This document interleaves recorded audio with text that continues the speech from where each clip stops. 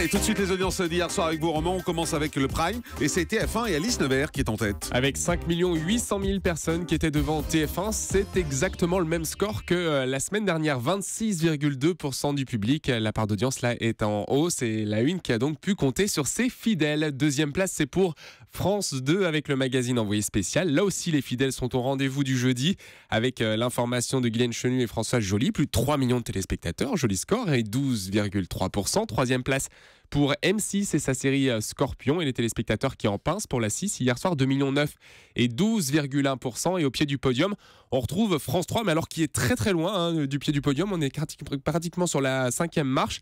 France 3, c'était le film L'exercice de l'État. 1 560 000 personnes seulement, 573 000 et 6,6%.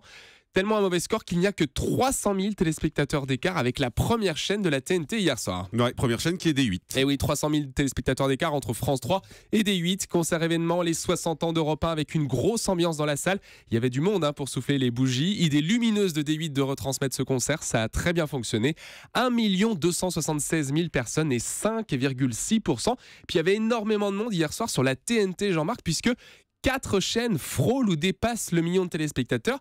D8, je vous l'ai dit, mais aussi W9 avec les petits mouchoirs, TMC avec le casse de Central Park, et puis la ligne verte qui fait pratiquement 1 million de téléspectateurs. Donc vous l'avez vu, ça fait 4 chaînes avec 4 millions. Preuve qu'il y a énormément de monde qui vont maintenant désormais sur la TNT. Et en deuxième partie de soirée, avec France 2, le magazine Complément d'enquête qui s'intéressait à la pollution et au gaspillage. Et bien France 2 a bien fait de recycler cette thématique, c'est pas mal. 1 900 000 et 10,9% hier soir. Du côté des access, il y a Money Drop qui fait 3,5 millions de téléspectateurs. Petite chute du côté de Money Drop, n'oubliez pas les paroles. 2 670 000. Et puis le Grand Journal, et c'est à vous. Alors le Grand Journal repasse devant, 872 000 téléspectateurs, mais ça reste assez faible malgré tout. Et 814 000 pour C'est à vous. Et puis du côté de D8. Eh bien les fidèles qui sont au rendez-vous, 1 200 000 téléspectateurs et 5,6%.